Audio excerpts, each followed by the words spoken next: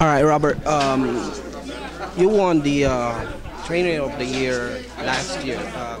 How is that compared to winning those titles when you were still fighting? Well, honestly,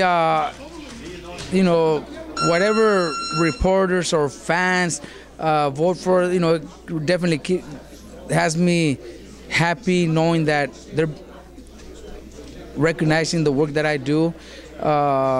I don't have to be 60 to have experience or to, a lot of people say, oh, Robert doesn't have the experience. I don't have to be 60. I fight, and I've learned so much from my dad, and I learned from my fighters also to be able to come in and control fights and build up a fighter, just like I've been doing. So it's just, a matter of time, and now, finally people are recognizing what I do, and I appreciate it. I'm happy, but the main thing is, my fighters are happy. They respond to everything I tell them, and that's the main thing.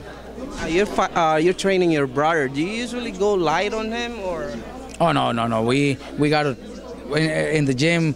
We are not brothers. I have a special feeling for him, knowing that he's fighting for the title and he's my little brother.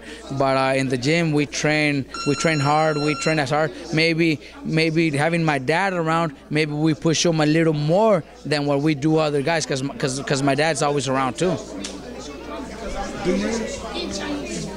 You've talked about your relationship with your brother, the synergism between your brother, you, and your father when he fights. You give him suggestions, he may or may not follow them, and it usually works out. But this is the first fight where he said to me, he's going to do what you guys tell him when you tell him. Why is that? Well, just the fight itself, Salido, the opponent, previous fights, there's been occasions when we want to push him a little bit more to do more because we think he could do it a little bit sooner.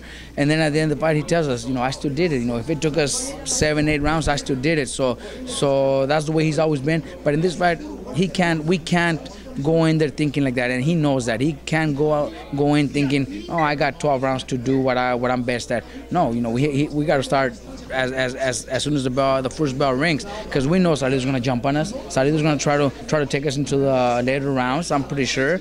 But we're prepared for that, and like Mikey said, he's going to listen, he's going to do everything he's told, and if he does it, we should have a great night.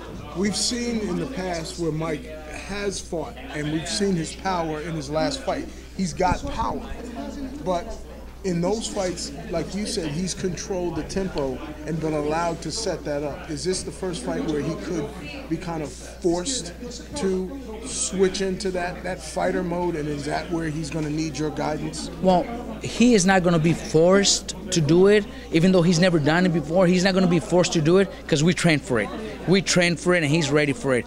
He's throwing a lot more punches. He's gonna, throw a lot more punches than what he has in previous fights. Remember, Salido's one of the fighters that's gonna jump on him. Previous fighters try to back up, try to fight on these because they know the power that Mikey has, so they are very careful. But we think Salido's just gonna come out and jump on us. So we got Mikey's got to throw a lot of punches. Got to stay busy during the fight. And do you think that he is going to have to stand and fight at some point, and then at that point, it's going to really test your relationship, maybe like it hasn't been before? Well, he's ready for it. We are not planning. If we don't have to, we're not going to do that. But he's ready for it. We train for that in case it happens. But if it does, that's not going to change anything. Me doing my job. I am prepared for everything. I've been through. If we see cuts, if we see knockdowns, if we whatever, I'm prepared for everything. How special would this be if Mikey win the title for the Garcia? Well, you know what? It'll be something great. I don't. We've been thinking about it, and I don't know if anybody could help me, but. There's been cases where there's two brothers that have become world champions. There many cases, not just a few, many cases. This time, me and my brother. But I don't know if there's been cases where the father is the one that brings them to those championship fights, like my dad has been with me and has been with Mikey.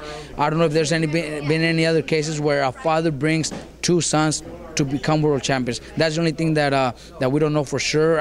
I've been trying to look it up, and I don't see any father doing that. So that'll be huge. That'll be very emotional when that happens Saturday. And the main thing is, we have 43 people coming in Friday, in all family, sisters, nephews, nieces.